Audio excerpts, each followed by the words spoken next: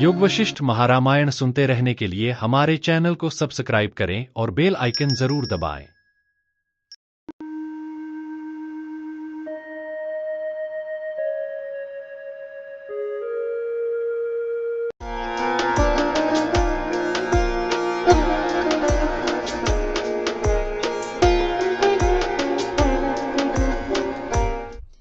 पिछले सर्ग में महर्षि वशिष्ठ भगवान राम को एक अत्यंत प्रेरणादायक कथा सुनाते हैं। उद्दालक ऋषि की, जो एक युवा तपस्वी हैं, उनका हृदय संसार की नश्वरता से ऊब चुका है और वे सच्चे आत्मबोध की तीव्र खोज में लगे हैं।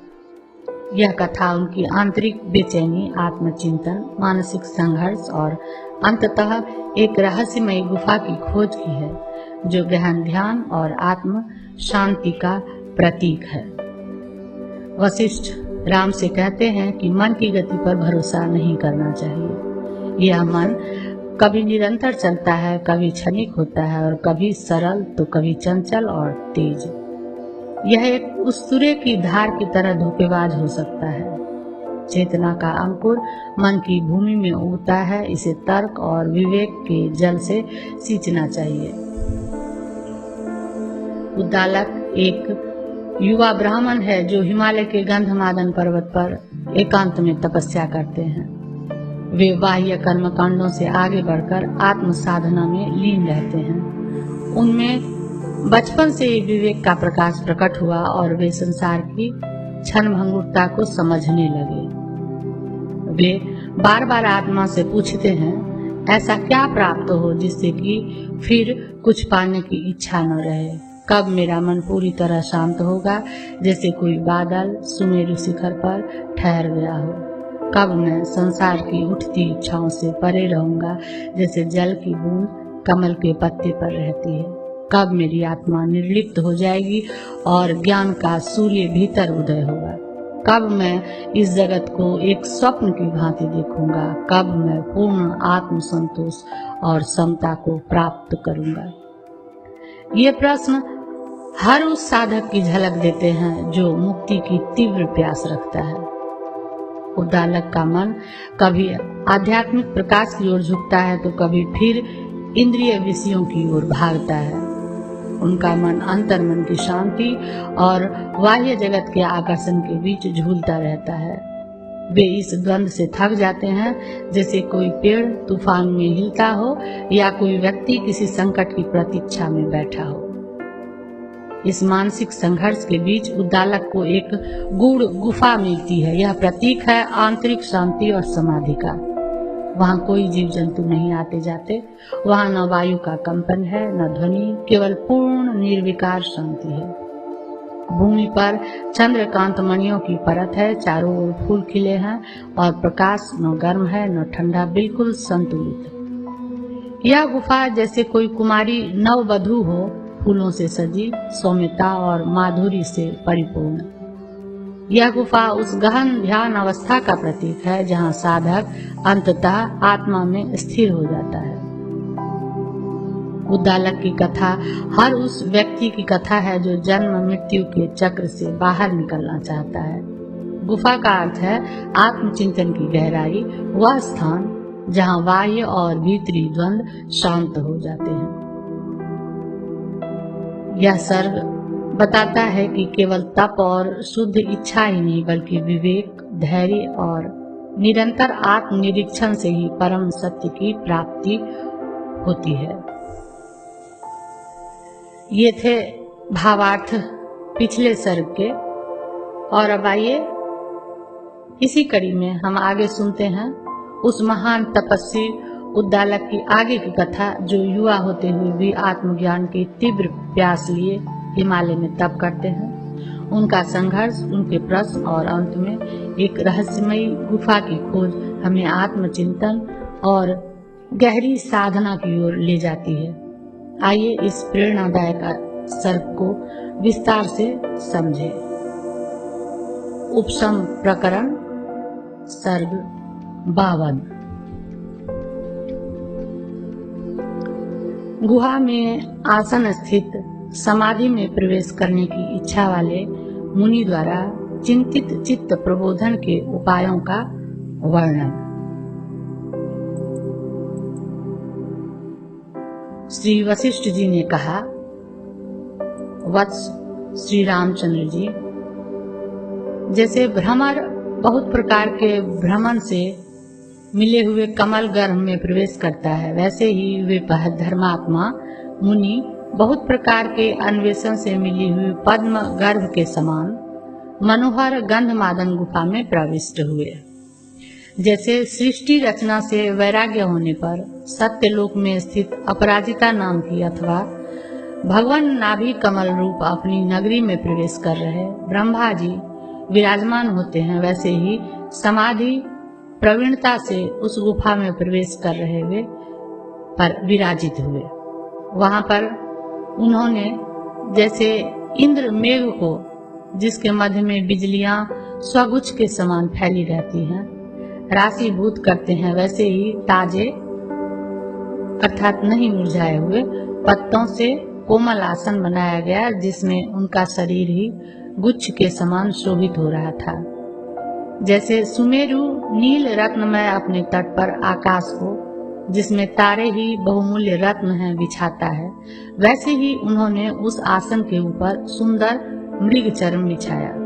जैसे मेघ वृष्टि से अपने जाड्य का अर्थात जलता का त्याग कर सफेद और गर्जन रहित होकर पर्वत के शिखर पर बैठता है, वैसे ही शुद्ध अंतःकरण वाले वे चित्त की वृत्तियों को जड़ विषय के त्याग से लघु बनाते हुए उस पर बैठे।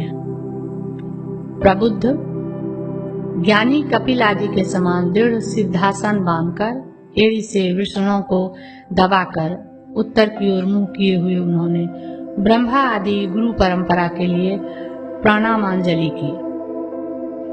समीप में विषयों में दौड़े हुए मन रूपी मृग को वासनाओं से हटाकर उन्होंने निर्विकल्प समाधि के लिए यह विचार किया, अरे मूर्ख मन, तुम्हारा संसार वृत्तियों से क्या मतलब है?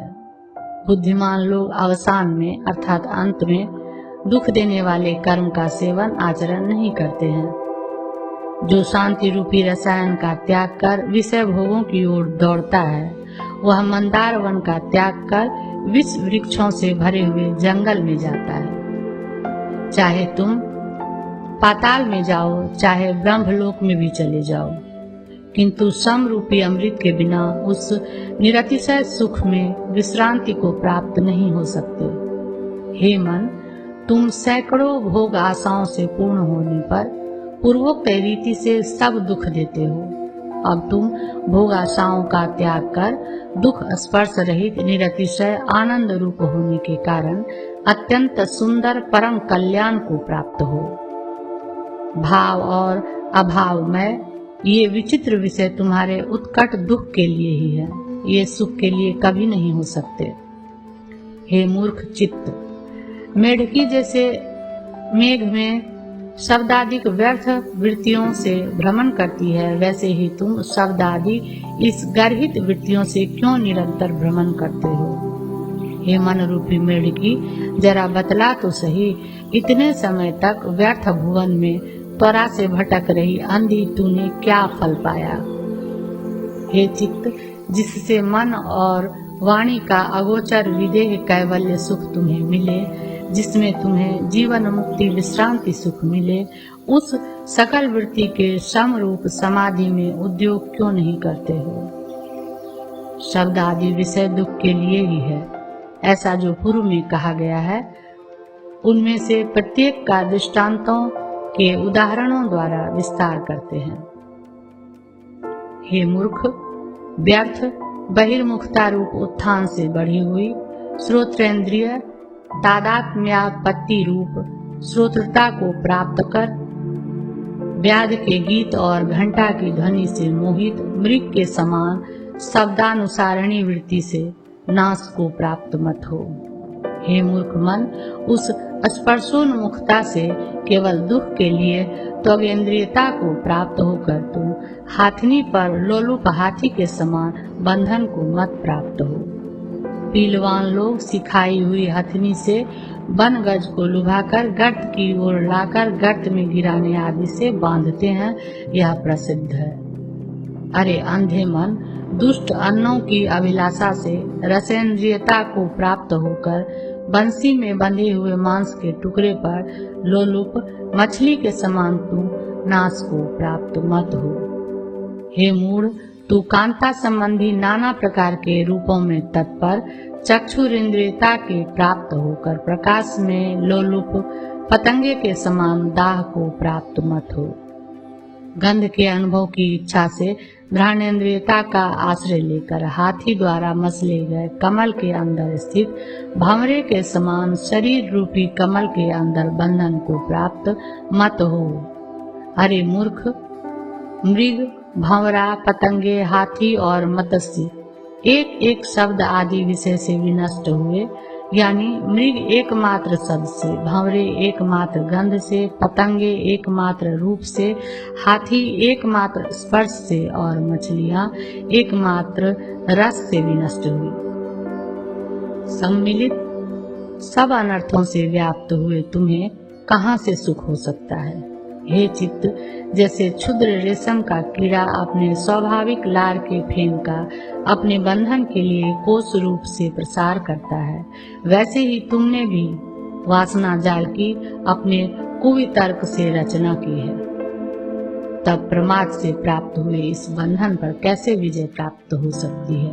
ऐसा कोई पूछे तो इस पर कहते हैं, पहले कर्म, उपासना आदि से शरतकालीन मेघ के समान शुद्धि को, जिसमें संसार रूपी दोष का सर्वथा त्याग हो चुका हो, उसे प्राप्त होकर श्रवण मनन आदि का परिपाक होने के कारण ज्ञानोदय से यदि वासना जाल का सर्वथा उच्छेद कर शांत होते हो तो तुम्हारी असीम विजय है।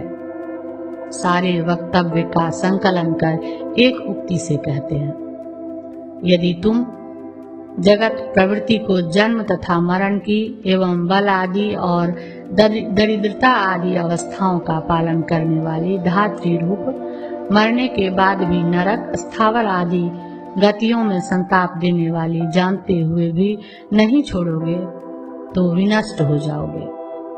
अथवा अपने वैरी चित्त को उपदेश नहीं देना चाहिए, किंतु जबरदस्ती उसे बांधकर विचार द्वारा उसका उच्छेद ही कर डालना चाहिए, इस आशय से कहते हैं। अथवा हे अनग, मैं तुम्हें यह हित उपदेश क्यों दूं?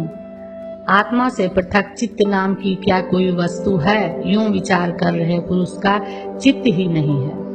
अथवा चित्त के उच्छेद के लिए पृथक प्रयत्न करने की भी आवश्यकता नहीं है, क्योंकि वह मूल अज्ञान के अन्वय व्यतिरेक का अनुसरण करता है, यानी मूल अज्ञान के अस्तित्व से उसका अस्तित्व है और मूल अज्ञान के अभाव से उसका अभाव है। अतएव मूल अज्ञान के उच्छेद से ही उसका उच्छेद करना चाहिए, इस आशय से कहते हैं। जब तक निविड़ अज्ञान है तब तक घनीभूत चित्त है। जब तक वर्षा ऋतु के मेघ रहेंगे तब तक अवश्य प्रचुर कोहरा रहेगा। जितना अज्ञान छीन होता जाएगा उतना ही चित्त भी कृश होता जाएगा। जितना वर्षा ऋतु का विनाश होगा उतना ही कोहरा छीन होगा। विचार से शुद्ध हुआ चित्त वासना क्षय से जितनी सूक्ष्मता को प्राप्त हुआ, मैं उसको उतना छीन हुआ भी समझता हूँ।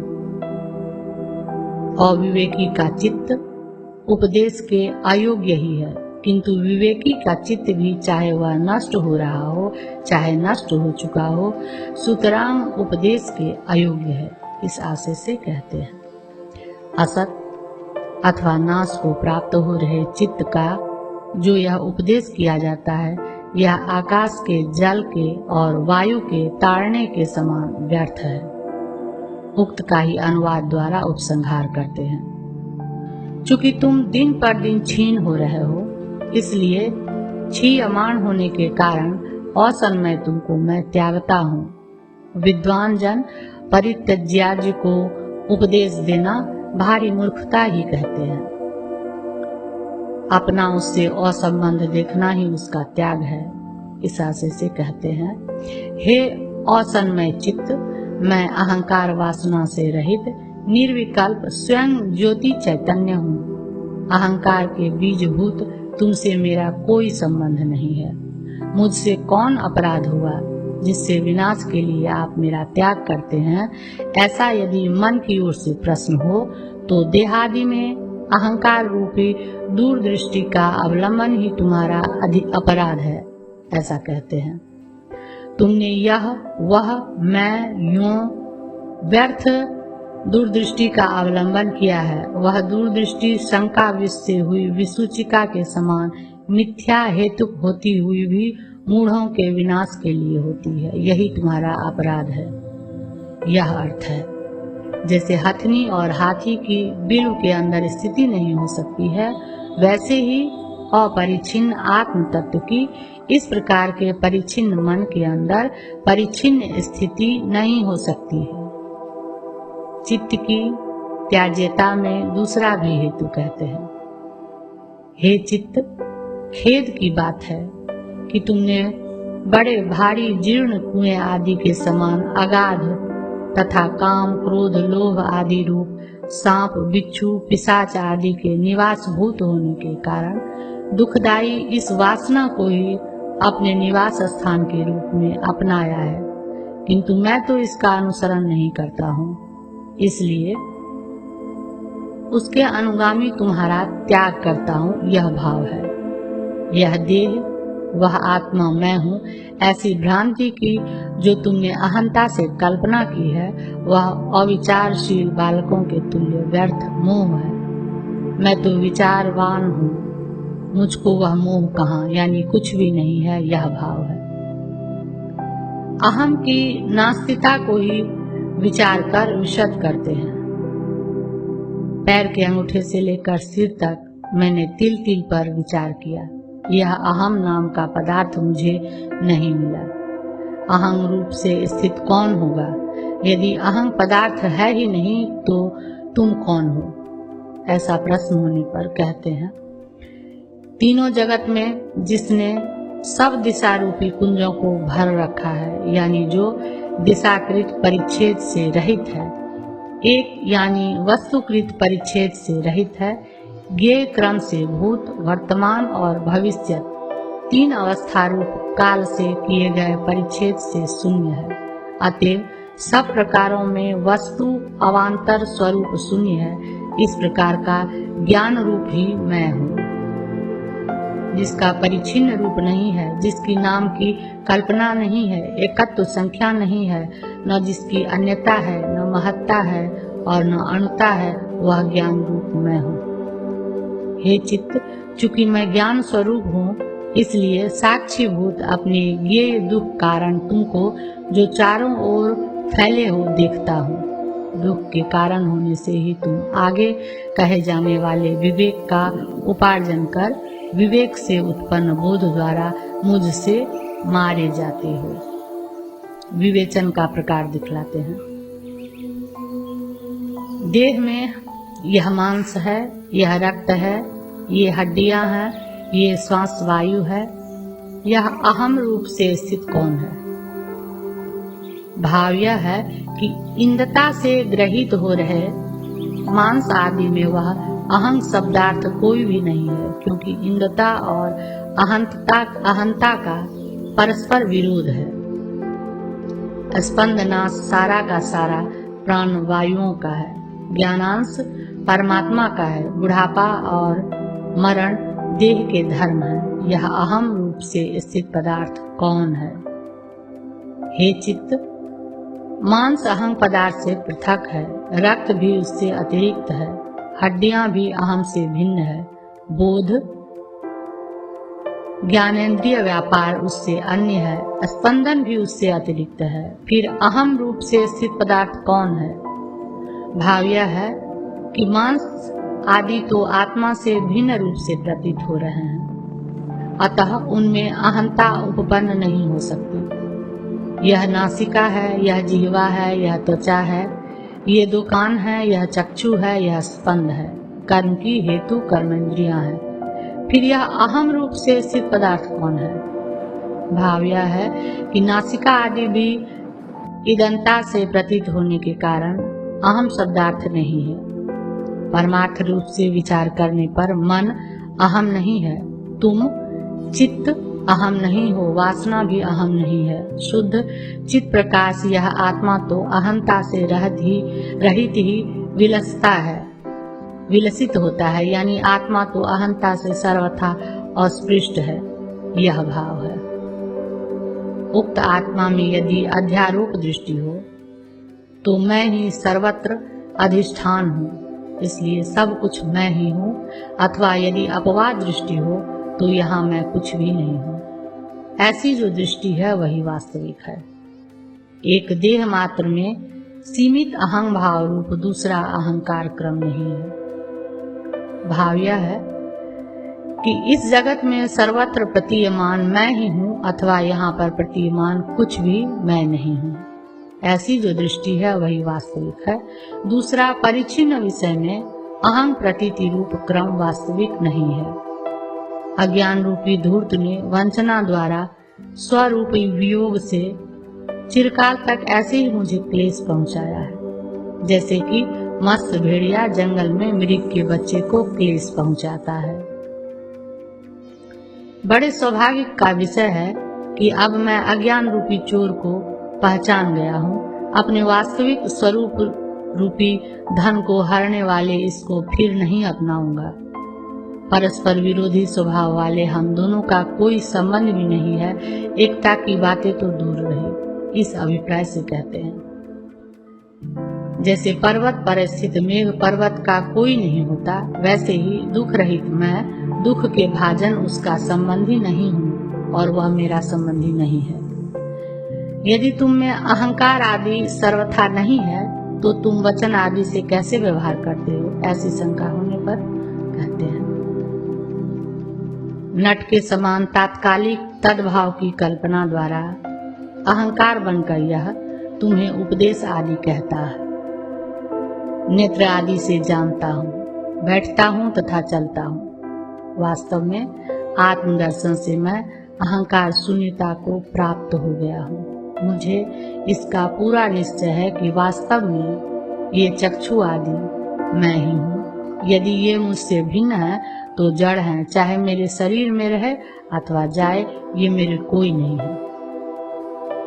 बड़े खेद की बात है, जगत रूपी बालक का वेताल रूपी तथा ताड़ के पेड़ से भी लंबी और अनूठी आकृति वाला यह अहम कौन है, किसने और कैसे इसकी कल्पना की है। अब अपनी पूर्वावस्था की अविचार दशा के लिए शोक करते हैं। जैसे तृणहीन खरा पर्वत में हरिण दीर्घ काल तक व्यर्थ इधर उधर लुढ़कता है, वैसे ही मैं इस संसार रूपी गड्ढे में इतने दीर्घ काल तक वृथा लुढ़कता रहा। अब प्रत्येक इंद्रिय के विषय से संबद्ध अहं प्रतीति के भाजन का अन्वेषण करते हैं।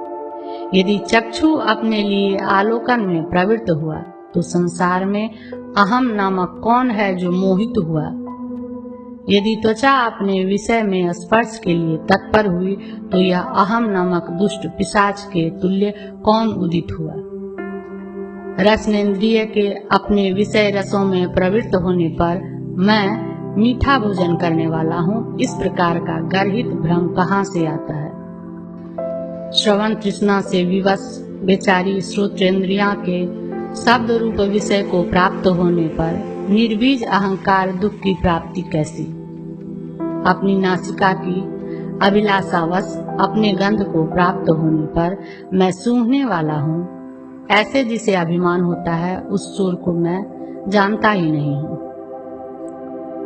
पूर्वोक्त स्थलों में प्रसिद्ध यह अहंता की कल्पना मृग तृष्णा के समान व्यर्थ होती है। उस अहंता की कल्पना के निर्विषय होने पर यह देह अहम मैं हूँ, इस प्रकार का जो भाव है वह भ्रांति ही है। इसलिए देह में अहं भाव वासना का सर्वथा त्याग करना चाहिए। यदि कोई कहे कि वासना के अभाव में बाहरी प्रवृत्तियां सर्वथा विरत हो जाएंगी, इसलिए पुरुष का जीवन ही न रहेगा, तो उस पर कहते हैं यह शरीर वासनाहीन होने पर भी अपने जीवन के हेतु कर्म में चक्षु आदि इंद्रियों द्वारा स्वतः बाहर प्रवृत्त होता है। इस प्रवृत्ति में वासना कारण नहीं है। दाम, व्याल और कट की जो वासना रहित थे, पहले युद्ध आदि प्रवृत्तियों का वर्णन किया जा चुका है। यदि वासना के बिना भी शरीर बाहर प्रवृत्त होता है तो प्रवृत्ति प्रयुक्त दुख भी अवश्य होगा ही। ऐसी अवस्था में वासना के त्याग से क्या लाभ हुआ, ऐसी शंका होने पर कहते हैं, हे चित्त, यदि वासना रहित कर्म किया जाए तो तात्कालिक भोगाभास में मैं दुखी हूँ यह अभिमान नहीं होता। भावी आगे होने वाले सुख दुखों का अनुभव नहीं होता। इसलिए उनसे होने वाले शोक, मोह, भय, विषाद, चिंता, उद्वेग आदि सब संतापों की शांति ही इसका गुण है। यह भाव है। अब इंद्रियों को संबोधित कर इस अर्थ का विचार पूर्वक उन्हें उपदेश देते हैं। इसलिए हे मूर्ख इंद्रियां, भीतर अपनी वासना का त्याग कर तुम सब कर्म करो, उससे तुम्हें दुख प्राप्त नहीं होगा। जैसे बालक पहले मिट्टी के खिलौने बनाते हैं, फिर उनके विनाश से उन्हें पश्चाताप होता है, वैसे ही तुमने, इंद्रियों ने भी विषयों के उपार्जन और उनके विनाश में केवल दुख के लिए ही अज्ञात्मा में भोग वासना की व्यर्थ स्थापना की है। अतएव विद्वानों की वासना आदि सब दृष्टियां अज्ञान से बाधित होकर अपने कार्य राग आदि के साथ शुद्धात्मा ही हो गई, इसलिए उनका पृथक अस्तित्व नहीं है, ऐसा कहते हैं। हे निष्पाप, ज्ञानी की ही दृष्टि में जैसे तरंग, बुदबुदे, फेन आदि जल से पृथक नहीं है, वैसे ही वासना आदि सब दृष्टियां आत्मा से पृथक नहीं है। अज्ञानी की दृष्टि में तो उनकी पृथक सत्ता है। अतएव अज्ञानियों ने तृष्णा से ही इंद्रियों का विनाश किया है, ऐसा कहते हैं। हे इंद्रिय रूपी बालकों, जैसे रेशम के कीड़े अपने से उत्पन्न हुए तंतु से नष्ट हो जाते हैं, वैसे ही तुम लोग भी स्वतः उत्पन्न हुए तृष्णा से ही नष्ट हुए हो। जैसे पर्वत के पथिक पर्वत के शिखर पर जाते जाते पित्तवश घूम रही दृष्टि से गिरकर विषम गर्तमय भूभाग में गिरते हैं, वैसे ही जरा, मरण आदि क्लेशों से पूर्ण इस संसार रूपी पत्थर कंकड़ पूर्ण भूमि में तुम लोग तृष्णा से ही लुढ़क रहे हो। जैसे छेदे हुए मनकों में, मनियों में गुथी हुई दीर्घ डोरी मोतियों के बंधन में कारण होती है, वैसे ही आप लोगों के एक जगह बंधन में वासना ही हेतु है। एकमात्र भ्रांति से बनाई हुई यह वासना वस्तुतः सत्य नहीं है। हाशिए से पत्तों के समान एकमात्र और संकल्प से ही यह काटी जाती है। जैसे वायु का झोंका दीपकों के तथा चमक रहे उल्का, बिजली आदि तेजों के विनाश के लिए होता है, वैसे ही बढ़ रही यह वासना आप लोगों के ही विमोहन और क्षय के लिए, मरण आदि दुख के लिए है।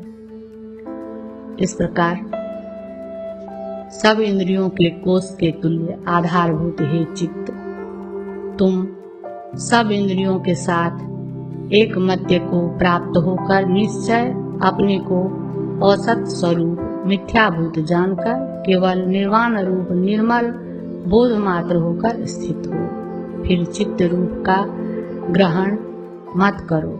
हे चित्त, सकल शास्त्र तत्व ज्ञाताओं के अभिमत द्वैत वासना परिहार रूप, अभिमत विषय त्याग रूप, मंत्र युक्ति से असंख्य दुख वाली अहंकार वासना रूपी विषम विष तुल्य अज्ञान से पैदा हुई विसूचिका का भली भांति त्याग कर संसार शून्य हो, मरण आदि सब भयों के स्थान परिपूर्ण आनंदात्मा ही तुम हो।